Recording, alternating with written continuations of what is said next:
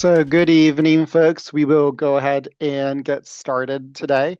Welcome to our Masters of Science in Counseling virtual information session.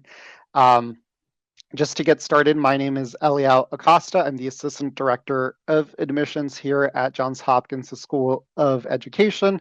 And with us today is also going to be our Director of Enrollment, Liz Woodward, as you can kind of see on the screen as well. And we're really excited to also have a current student, Sai, with us today, this evening, to share their experience as a second-year student in the counseling program.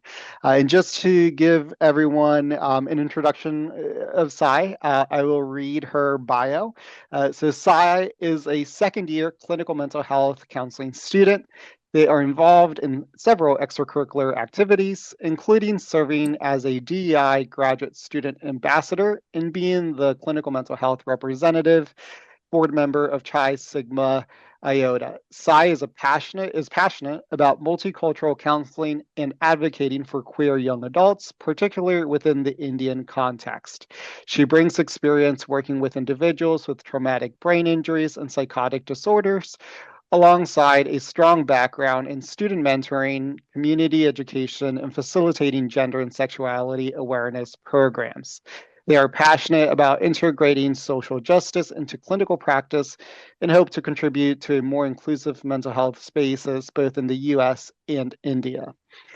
She's excited to continue strengthening her clinical skills through her practicum and internship experience with a focus on a culturally responsive care and empowerment-based therapeutic approaches. Again, thank you, Sai, for joining us this evening. Your experience as a current student is really valued for the program, and I'm sure for our attendees here this evening. But just to kind of give everyone a general overview of this evening, we'll talk a little bit about the overview of the School of Education here at Hopkins, followed by an in-depth view of the MS in Counseling program. We'll talk about clinical experience, outcomes, and opportunities. We will also go over the admission requirements and timeline, along with tuition, financial aid, and scholarships. Before I give it over to Liz Woodward, I will let everyone know here that we are recording this session, and this session will be shared with everyone typically within 3 to 4 business days after this evening.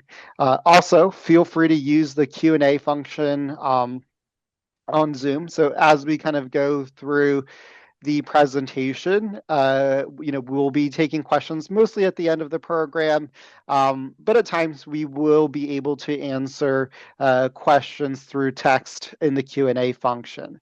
But other than that, I'll go ahead and allow Liz to take it over here in the next few slides. Thanks, Eliel. Good evening, everyone. Thank you for joining us. Very excited. I want to give you as much time to ask questions at the end and certainly to speak to Sai, our counseling representative. But let's start us off with a little bit about Johns Hopkins University. We're well known for being America's first research university, and since our founding, and this distinction really shapes everything that we do. We like to say that we're intellectually diverse with more than 24,000 undergraduate and graduate students across 9 schools, which we'll talk about in a minute. And what truly sets us apart, I believe, is our commitment to research. So for 40 plus consecutive years, Johns Hopkins has invested more research across our schools, social sciences, than any other U.S. academic institution. And this really does help create an environment where curiosity drives what I call discovery. So our global focus really extends not just to our Homewood campus in Maryland, but actually to over 150 countries that conduct research, training, and related activities worldwide using Johns Hopkins or having faculty facilities. So moving on to our 9 divisions and 1 university, the strength of Johns Hopkins really lies in these distinct divisions that work together as one university.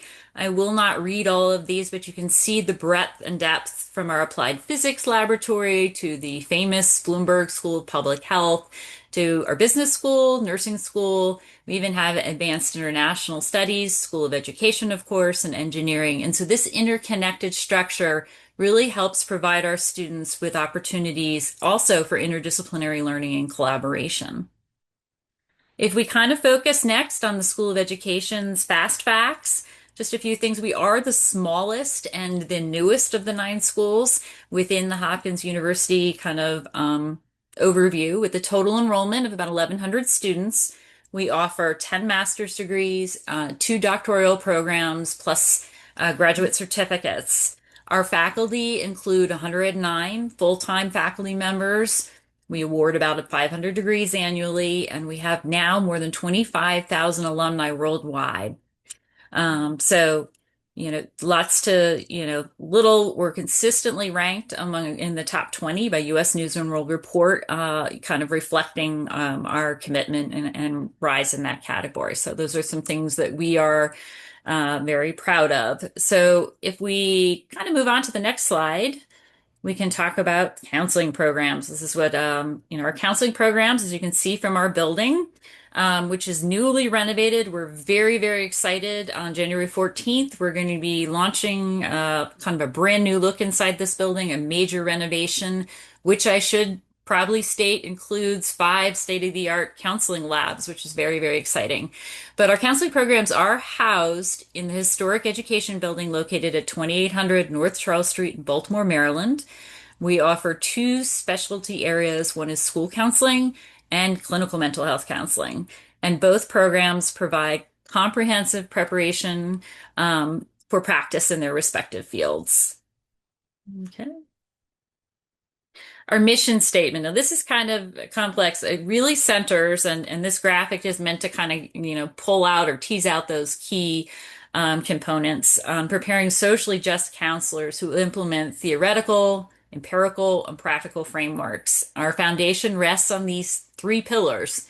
While our values do emphasize or seek to emphasize social justice and equity in counseling practice, our counseling program does prepare its graduate to facilitate client growth, personal development, introspective awareness, and global well-being. So it's kind of a mouthful there. Our impact extends to serving communities worldwide, creating skilled professionals that are ready for clinical practice. So that's a pretty intentional statement there. So you can see in the highlighted portions, values, foundation, impact, and reach. We want to kind of move forward to, why choose a school like Johns Hopkins for counseling. I think there's really 6 compelling reasons, and probably more than that. But first, we are a CACREP-accredited program, both for clinical and schools. So the Council for Accreditation of Counseling Programs, and that is the gold standard that ensures quality education and eligibility for licensure nationwide. We have a 12-to-1 student ratio, which means small classes with personalized attention, mentorship, and strong faculty relationships. We do boast 100% placement rates, success for every counseling student to secure a clinical training site for those of you in clinical mental health through an extensive partner network.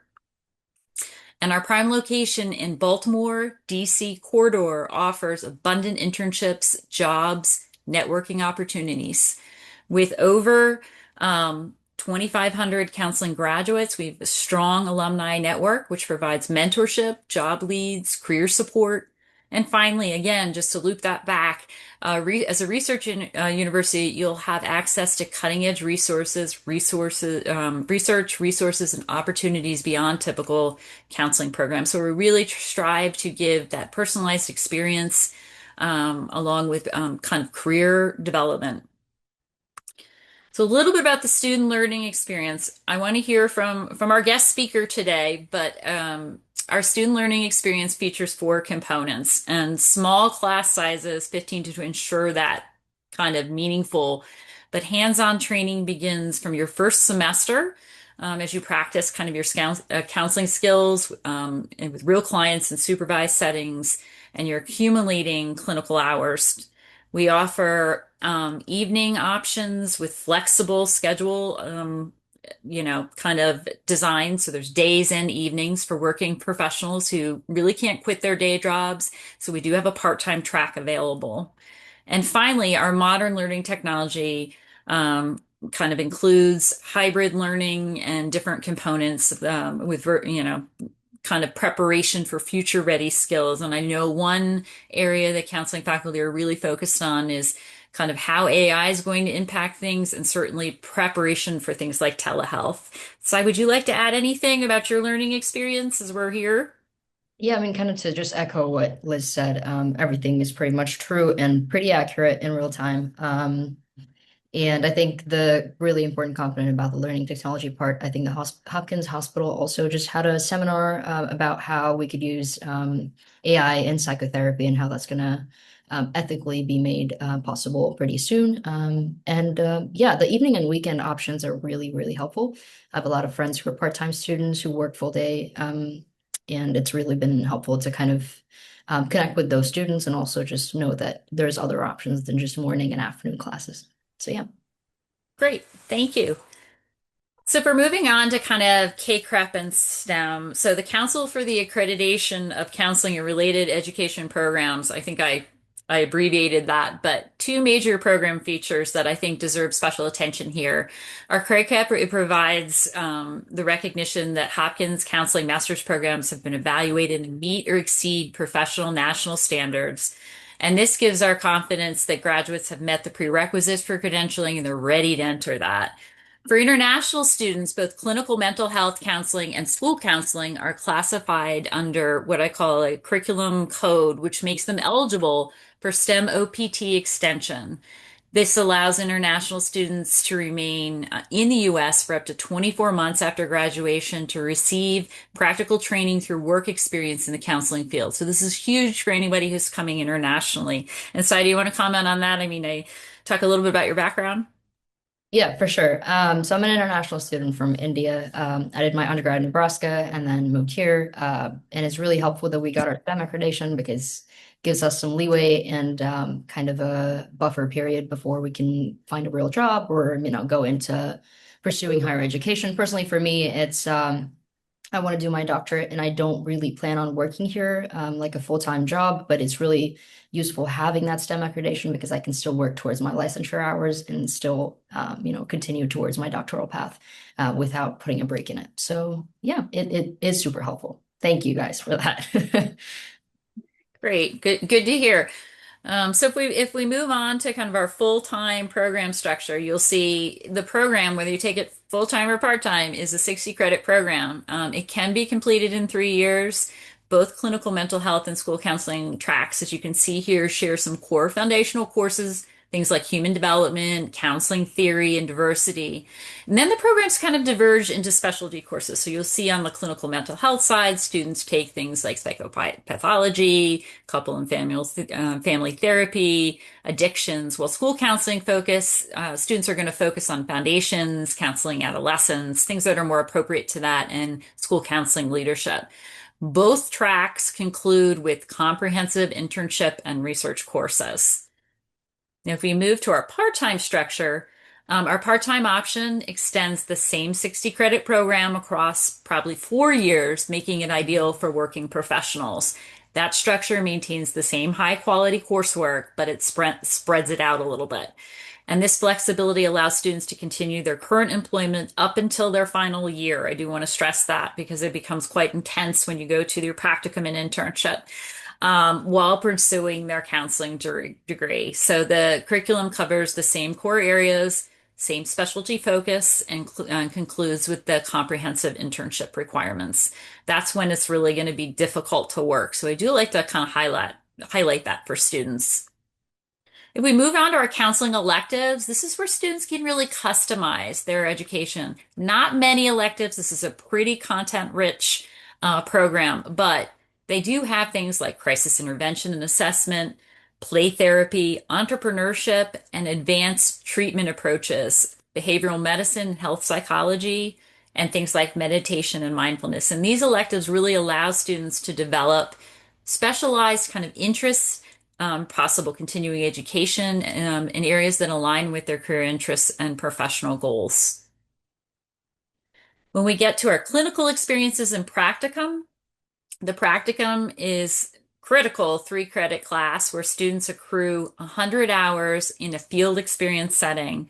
If you're in school counseling, you will be assigned. If you're in clinical mental health agency, you'll be assigned with an actual kind of practitioner.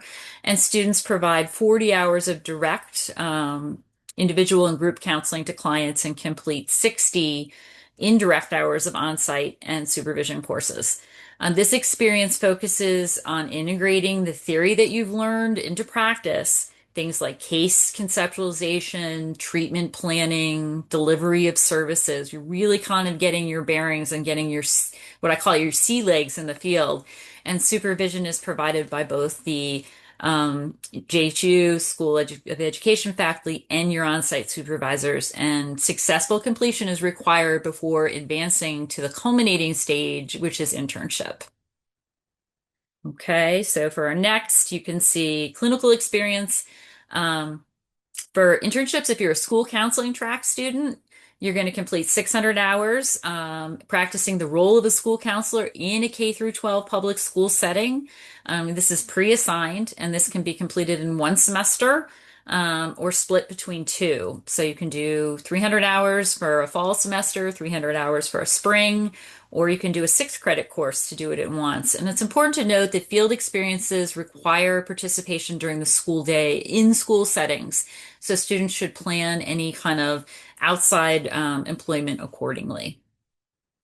And if we move to our internship in clinical mental health, students complete 600 hours or 6 credits of clinical practice in clinical mental health settings. And this internship is completed across 2 academic semesters, fall to spring sequence, again, in an approved mental health agency. So we have quite a network between Baltimore, DC, Northern Virginia partners that we work with. And this extended experience allows students to develop what we call sustained therapeutic relationships and gain comprehensive experience in clinical practice. So it's all designed with that kind of end culminating goal.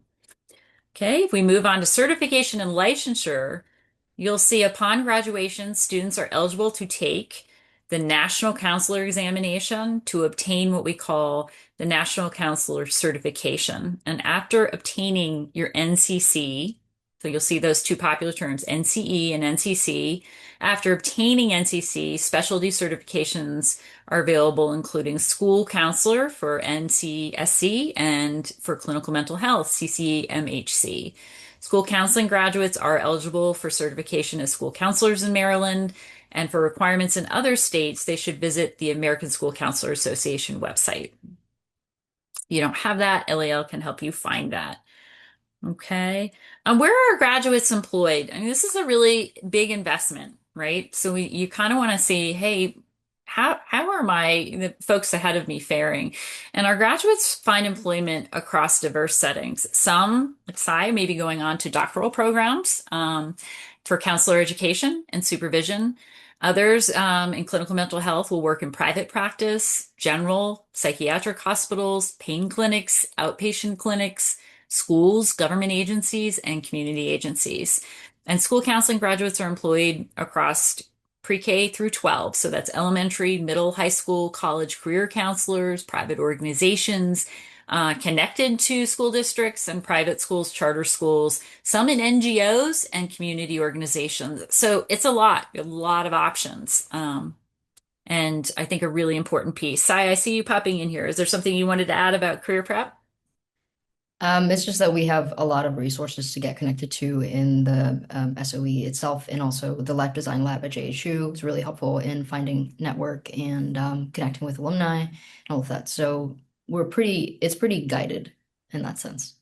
Right. Yeah, we have a ton of resources, and it's like everything else I say in life, it's what you make of it. You can start early. SOE has its own dedicated career counselor to work with you, and then within the university, as I mentioned, globally, they have a whole program called Life Design, which I wish they had when I was a graduate student because it looks awesome. In fact, I know, employees do participate as well.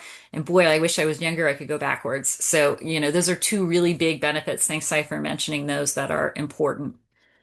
And if we go on to our research and doctoral opportunities, this is also kind of a next phase that we should talk about as in terms of opportunities for career planning.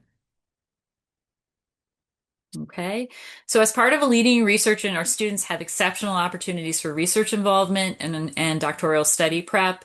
And these experiences are going to enhance professional development. They're going to open pathways to advance practice and leadership roles in the counseling field.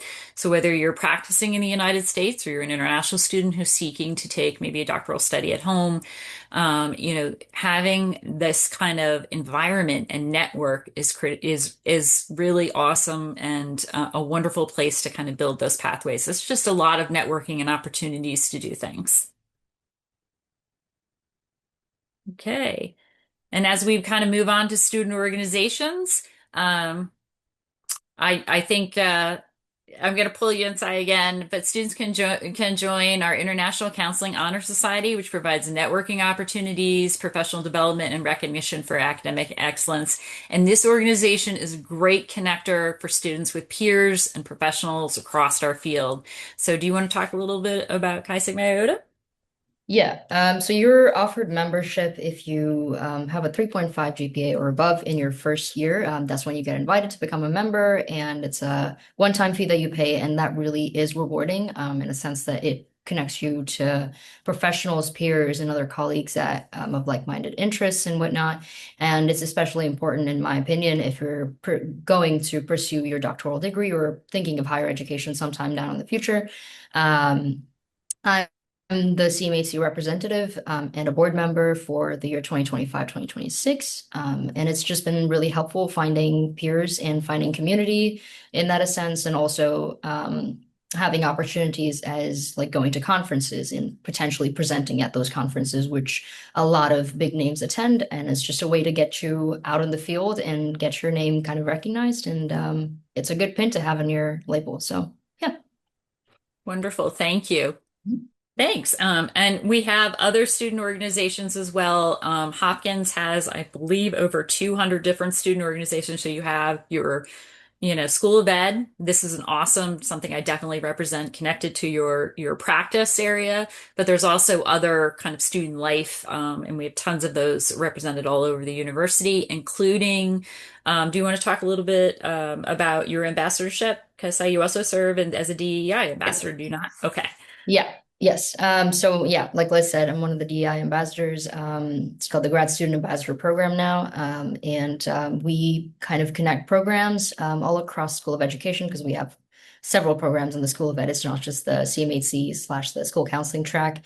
We're planning the Ideas Conference, which is a place for people to present so kind of topics at the intersection of counseling and marginalized groups and kind of the advocacy part of it.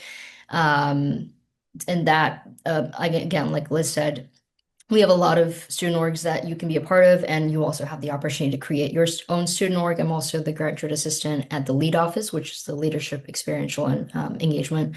And we basically monitor all of Hopkins's student orgs. And just letting you know, there's a ton of options out there.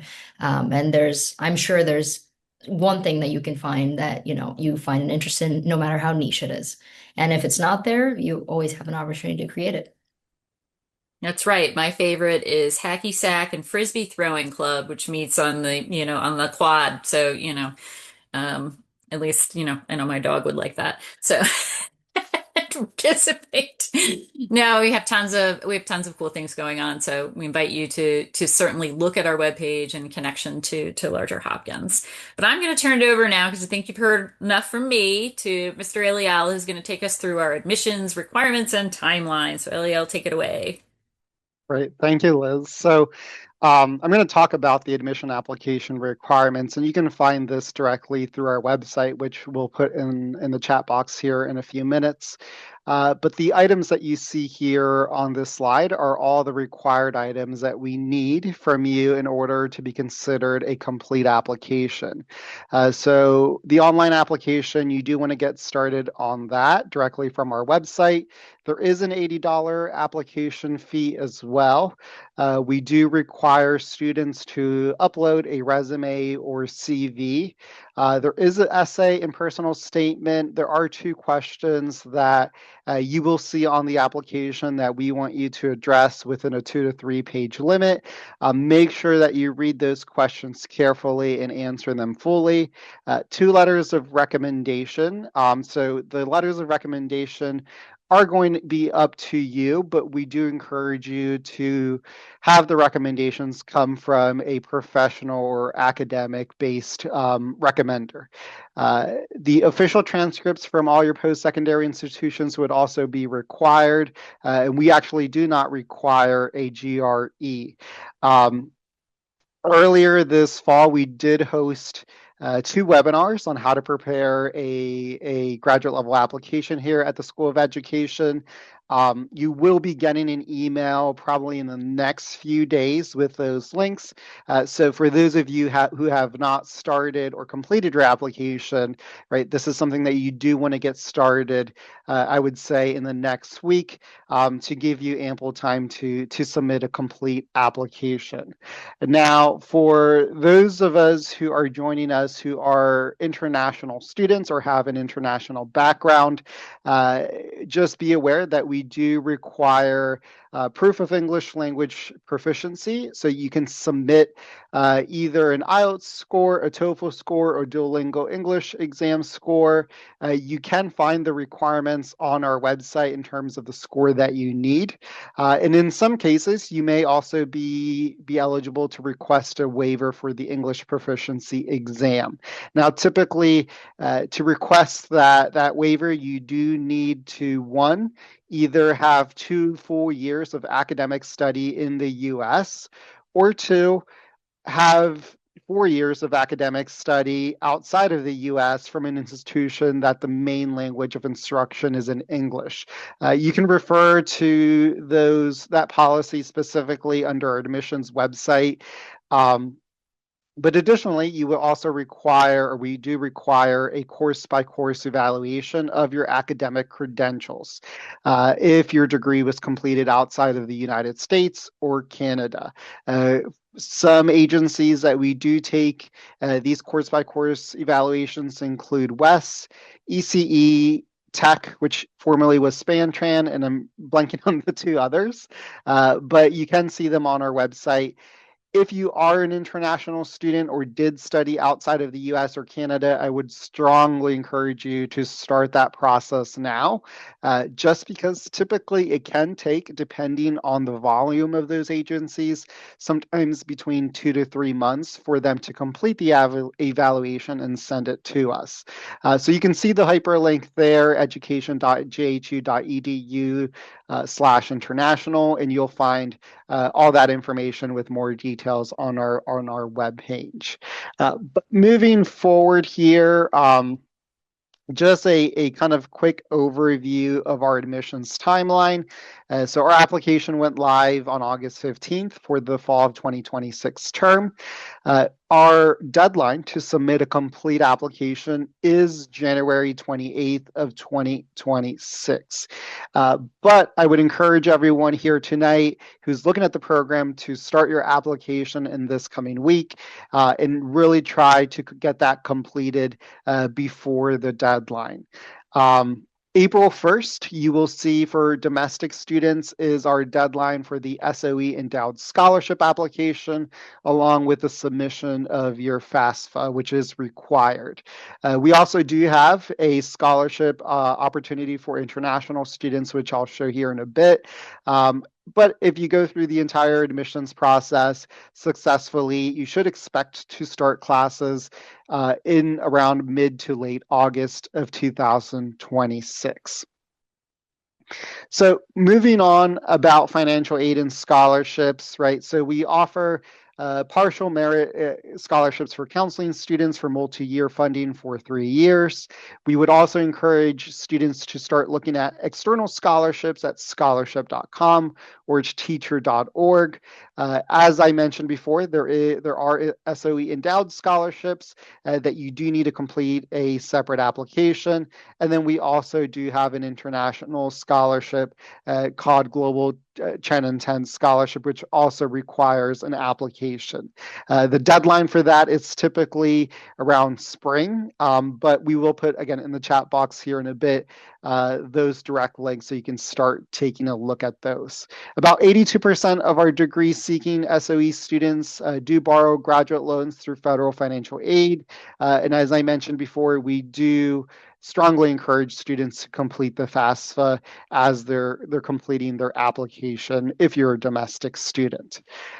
Now, when it comes to tuition and fees for this coming academic year of 2026 to 2027, the tuition, the cost per credit that we're projecting is $1,400 per credit. And just as a reminder, this is a 60 credit program. So a cost per course is approximately $4,200.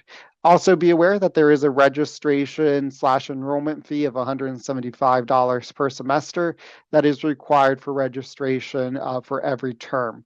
And then the $80 application fee. There is also a $20 per credit for tech fees for courses that are online. Now, we will be hosting a more in-depth financial counseling session in December, which I know a number of you already registered for. If you haven't registered for that, you will be getting email communications about that. But that's going to be a really great opportunity to hear directly from our financial aid office, where we will go more in depth on how to fund or plan from a financial perspective for a master's in science and counseling here at Hopkins. So we're going to go ahead and transition to the Q&A. So at this point, if folks have specific questions about the admissions process or the program, we do, as a reminder, have a current student SI here with us today. So if you do have questions that are pertaining more to the student experience, definitely take advantage of that. And while we're kind of queuing that up, I just wanted to kind of highlight, if I could, Eliel, 3 reasons why submitting your application fully early, well before January, could be important. One thing to kind of understand that our many counseling graduate programs review applications on what I call a rolling basis, and they make admissions decisions as applications come in. So you have kind of like what I guess they call first move advantage. So early applicants often have better chances of kind of getting, kind of in, they have accessibility and more time to apply for financial aid opportunities that Eliel had mentioned, and it gives you a best shot at doing that. And there's also time for corrections and follow-up. You know what I mean? So applying early gives you a buffer if you need to correct something later in the process. So I strongly encourage, as Eliel said, we're pushing folks to really think about doing that well before the holidays, because there are a finite number of spots and the applicant pool becomes increasingly competitive as that deadline approaches. So there are some advantages to doing that. But Sai, maybe you want to tell us, were you a late submitter? Were you early? Any advice there? I was right on time. I was You're right on time. right on the deadline. I was pushing it, but I had other reasons to turn that in late. But I had all of my stuff ready. I just had to actually sit down and do it. But yes, I would say that being early is definitely helpful. I know how stressed I was in terms of watching the clock tick and not being able to turn it in on time. So yeah, definitely do it earlier because you're definitely going to keep having revisions to make. And if by any chance your letters of recommendations don't come through, you're still going to have enough time if you do it early enough. Okay, so it looks like we have. Do you want me to take the first question, Eliel, about institutional scholarships? Yeah, that'll be great. Okay. So what institutional scholarships does JHU offer to international students, and how much scholarship do they offer? Well, all of our scholarships are partial, and we do have, actually was just offered this fall, was called the Tan and Chen Scholarship. It's a partial international scholarship, and it ranges from usually about $5,000 to $10,000 a year. It is, you can apply, you must submit a short application that's on our website under financial aid. So if you go to the top to admissions and financial aid, that is available. What do you find makes an application stand out as an individual, and who will add value to that program? Anybody want to take a crack? I can start it off if you Yeah. want. Yeah. Okay. All right. Good. So when you're looking at your application, and I'll put the links to our graduate application webinars that we hosted early in the fall. The key thing, right, is to kind of making sure that you look at your application through various components. That is the essay, that is the resume slash CV, the 2 letters of recommendation, and your academic performance. So academic performance, we strongly encourage applicants to be at a 3.0. Now, yes, the higher that you are on that 4.0 scale, the more competitive you are going to be, but 3.0 is generally where we like to start. When it comes to your essay, it's really important to gain a deep understanding of the program that you're applying for, but also the profession in general. So one of the pieces that we really encourage applicants to look at is the American Counseling Association or the American School Counseling Association, depending on the track that you're applying. So before you start your essay, I would really encourage everyone to really look at those websites and just poke through, read through their articles to really gain an understanding of what this profession is and what roles you would be in. Because I think that generally is going to put you in a better place to start your essay. Um, the other thing with your essay, just make sure that you are getting several eyes on it, right? You don't want to rush it. You don't want to just write something up the night before and submit it.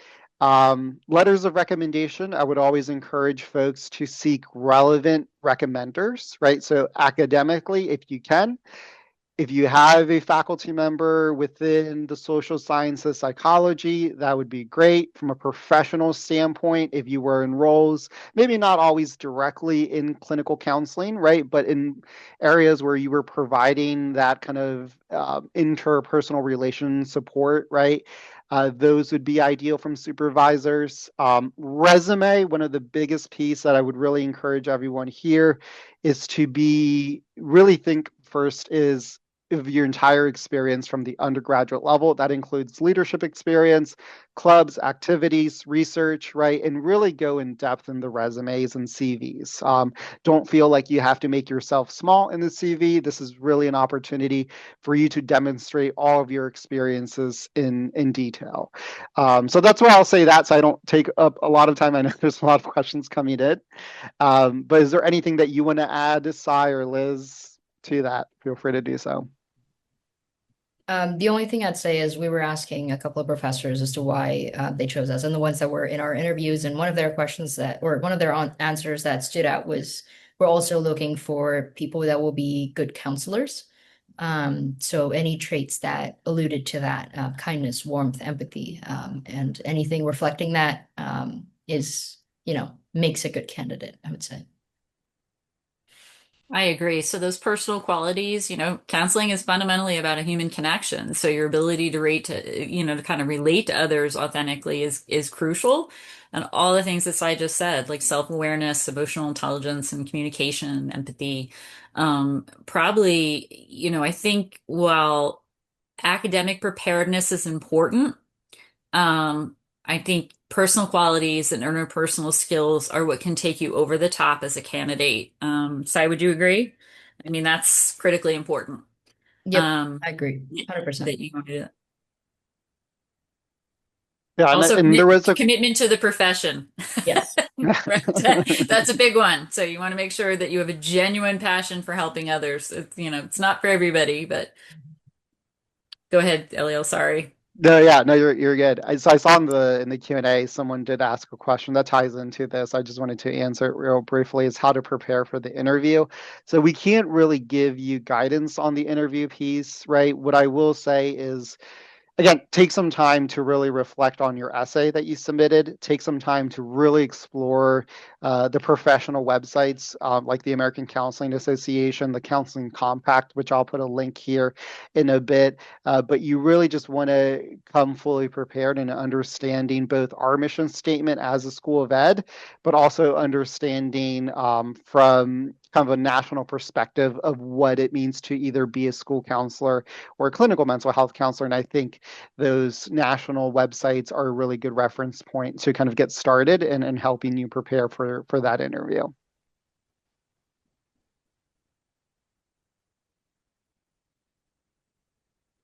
Okay. Um, do we want to answer Sandra's question? Do you have an idea of when the first decisions are made for the next step and the faculty intergroup interview with other applicants? That's going to be ongoing pretty much. We believe they'll start shortly, late January, and they'll do several rounds of inviting folks to the half-day interview. Probably will not expect to hear anything until LEL. My guess is probably late January about next Yep. steps for interview. Yep. But they'll continually do them, and it moves very, very quickly after that.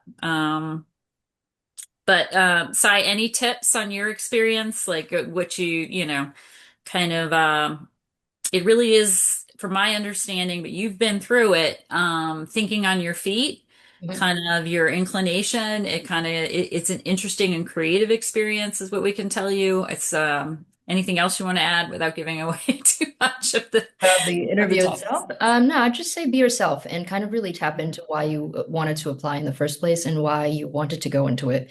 I think we just, a lot of the professors just want to see who you are as a person and what values you hold and how we can build on those to make you a good counselor.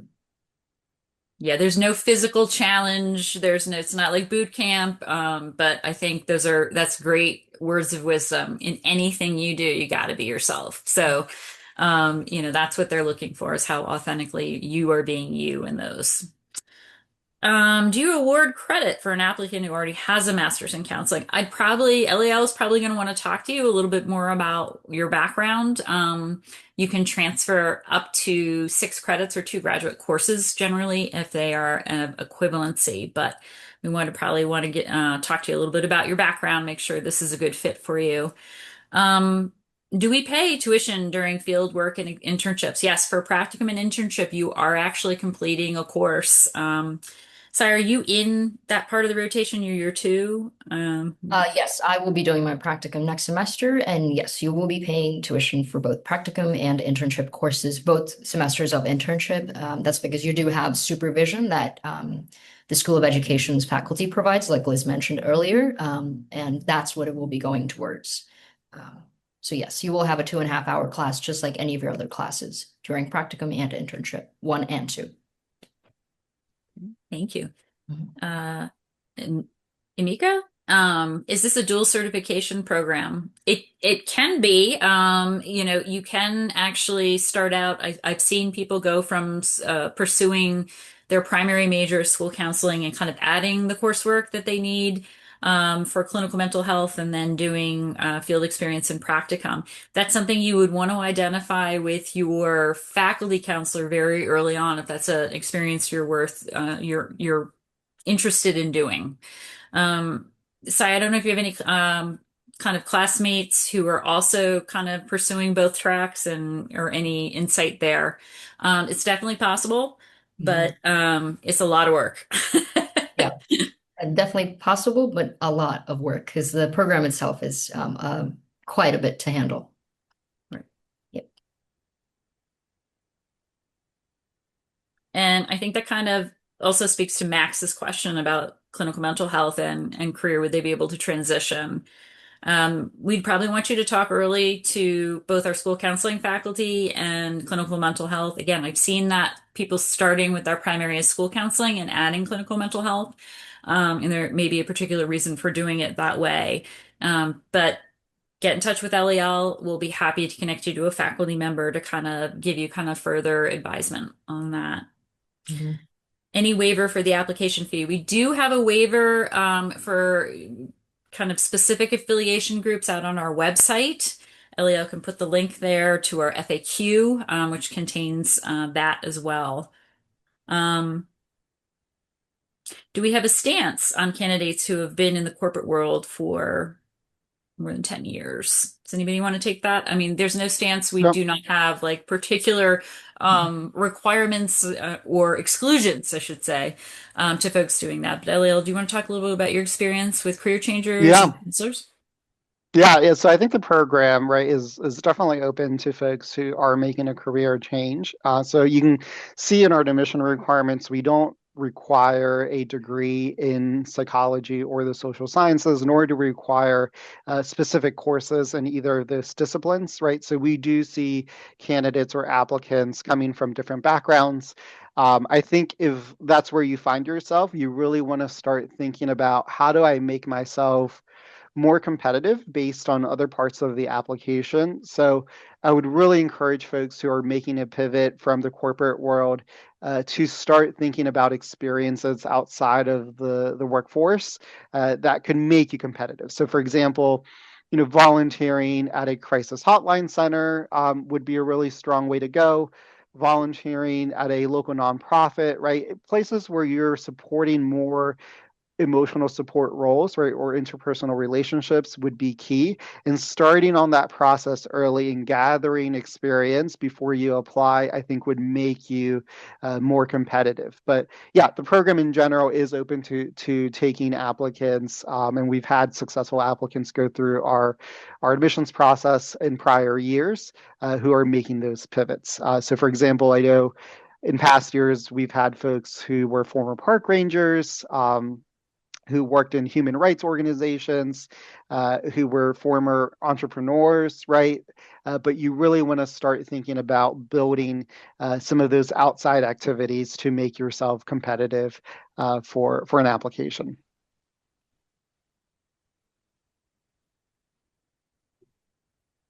Okay. I see. Do we offer assistantships?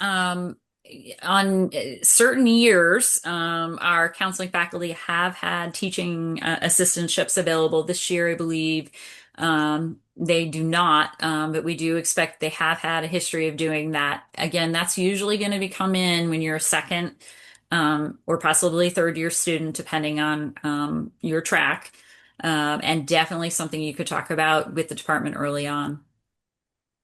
Um,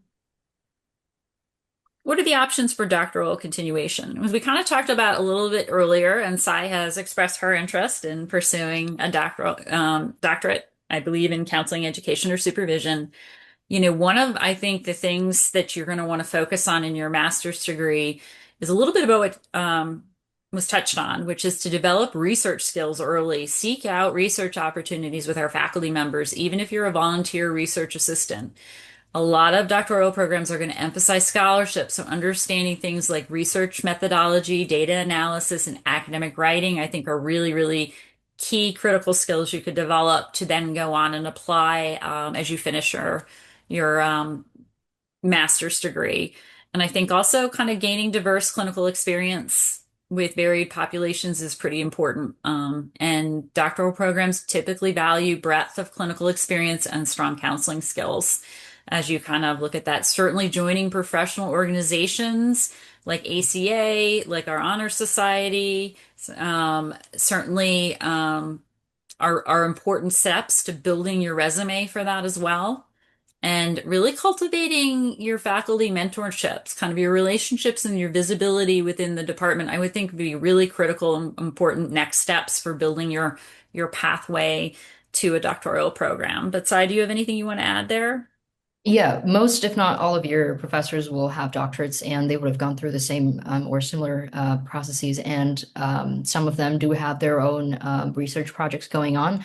And I know some of my friends have taken part in kind of helping around with data analysis and or collecting data, which is, obviously not the peak of research, but it definitely does get your hands on a project. And more often than not, your professors are going to hold on to you in terms of, wanting to pull you back in for a project or a research article or anything of that sort.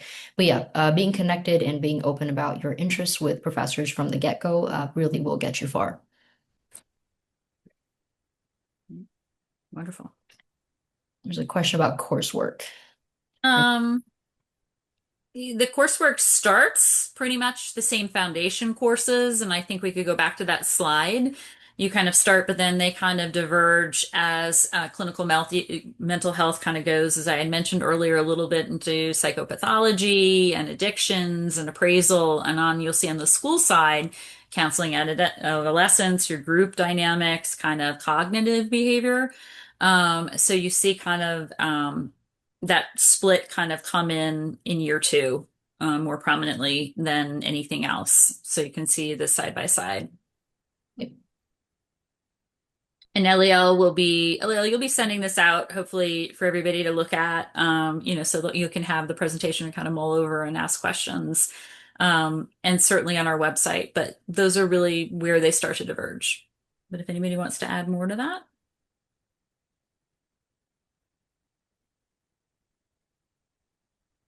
So I do want to ask a question for Sai, just because we have you here, so I want to take Right. advantage of that. There are pieces that I cannot talk about when I meet with students just because I'm not a student. And I know a lot of folks here in the webinar probably have questions. Can you share, Sai, a little bit about your experience about living in Baltimore or in the surrounding area, right? Maybe give some insight on how you approached on finding housing, right? How you've been able to build community among your cohort. Just kind of more of that student experience outside of the classroom with your classmates, I think would be really great for our attendees here tonight. Yeah, for sure. I think I'll start off with the housing part because that's the first thing that we did, even before landing in Baltimore. JHU has their off-campus and on-campus housing websites, and that was honestly how I found out about the place that I live in right now. And that's been really helpful because they do a whole comprehensive list of, place, location, kind of organize it by distance, and also the amount that you'll be paying in terms of rent and utilities and whatnot. So was really helpful in terms of just organizing and looking at places that I really want to live in and things that were just, not in my limit. In terms of community and outside of classes, like we said, like there's a lot of organizations that you can be part of. And during your orientations, we'll have two different orientations. We'll have the bigger orientation and the international student orientation, which I found that the international student orientation was, clearly geared towards international students, which is really helpful in terms of community building, because I was able to get a lot of contacts and just, find people from similar places or like places close to home, which is really helpful in navigating that space. In terms of, finding familiarity through a new program or a new place and kind of building friendships there. And we also have kickoff events at SOE during the beginning of the year. And obviously, they go on through the span of the year as well, that kind of focus on getting people together and, getting faculty, getting students connected and getting resources connected, which is really helpful. And we have been trying to do that virtually too, I'm guessing, and has been kind of going that way as well. So for people that can attend those programs, we definitely have recordings and whatnot to kind of give them the same information. And yeah, I mean, organizations like CSI and the grad student ambassadors, we also plan programs and events directed towards community building and sort of establishing that connection with people again. So yeah, in terms of finding community, that's not something that I was really worried about coming into it. And that kind of just, the experience that I've had here kind of reaffirmed that thought process that I had before. And I've been able to find enough community, thankfully. Yeah, it's been great. And as for Baltimore itself, it's really accessible to other places, like New York, DC, anywhere, Philadelphia, Pennsylvania, anywhere closer that you want to go to, like Virginia, is really close by without having to pay that premium price tag of living in those places. Baltimore in itself is pretty affordable, so that's been really helpful. in terms of, it taking a hit on my bank account, but also having enough accessibility to going to places like DC or Virginia, where it gives you more of like a city type feeling. Because I personally am a person that grew up in a big city and there's always things going around. Baltimore has its own rustic charm, but you just have to find people to go, go on adventures and find where those little nooks and corners lie. But it's been great so far. And Sai, can you talk a little bit? I don't know. I know for myself, like I really rely on my car. Yeah. But I don't know if you can talk about your experience with public transportation in Mhm. Baltimore and even general with Hopkins, Yeah. within our bus system, if you can kind of just give some Yeah. insight on that. Yeah, definitely. I mean, I came from Nebraska where public transport was not a thing. And it's really helpful having Baltimore buses, and they're pretty accessible to most points around the Homewood campus. They're right outside your doorstep, if not like a few feet away. So the public transport system is pretty good. Kind of the MARC train to DC is very accessible. Again, sorry. DC is really nice, and that's just the closest place that we can get to, even if it's for a few hours. And so a couple of us friends just get together. That's easy to go to. And within Hopkins itself, we have our Blue Jay buses that go around all of our campuses. So we're interconnected in that way. So even if you have something at, say, Keswick or business school or the hospital or the medical school, whatever it is, you're probably going to be connected through the bus. And we have the night ride, which is really useful. We all take a lot of advantage. And it just gets you from place to place. It functions within a certain radius, but I assure you, anything that you need is going to be within that radius. Um, and it's just been helpful because you book the night ride, it gets there in like 15 minutes. If not, they give you a free lift and it just gets you from place A to place B. That's been really helpful, and it functions from 6 p.m. to 2 a.m. in the night. So, yeah, anything for your needs, it's right there. Does that answer your question, Lyle? Okay. Yeah, that's great. So we will just take one final question that just came in. And folks, I did put in the chat box several helpful links that we've talked about here this evening, along with my appointment calendar.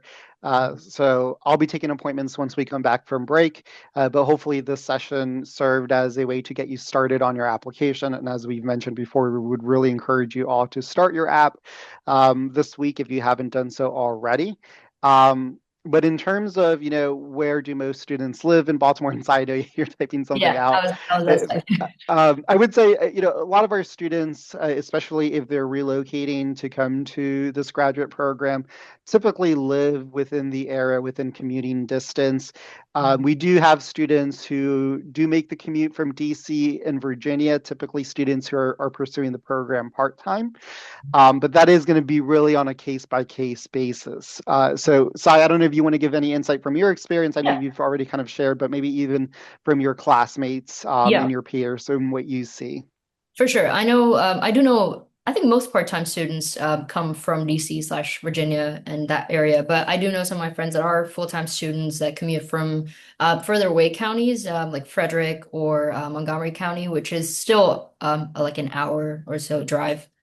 But people still do it, and you can kind of schedule your classes in that you have two classes in a day. That makes it to like 5 hours, of classes in a day, and then the commute adds up to like 2 or 3 hours. So it is worth it, and you're gonna get, you're gonna get the reward out of it. So yeah, you can schedule your classes in a way that you get two classes in a day. So yeah. Great. No, thanks, Sai.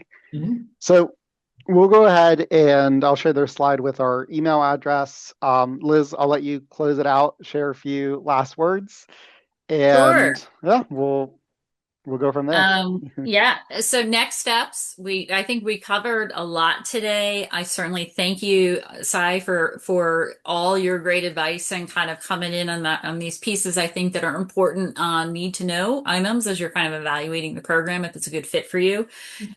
Certainly, Eliel is here. He's got his appointment link there. We didn't get a chance to introduce Kiana Napper, who is a very important person in counseling. She's kind of the go-to scheduler and works with our faculty. She's also here, but we welcome your questions. Things are going to come up tonight, tomorrow. You're going to be like, oh, I wish I would have asked that. And again, keep in mind that in a few short weeks, we are going to be having our big financial aid kind of guide, which is also a really big, important piece of kind of planning your next steps.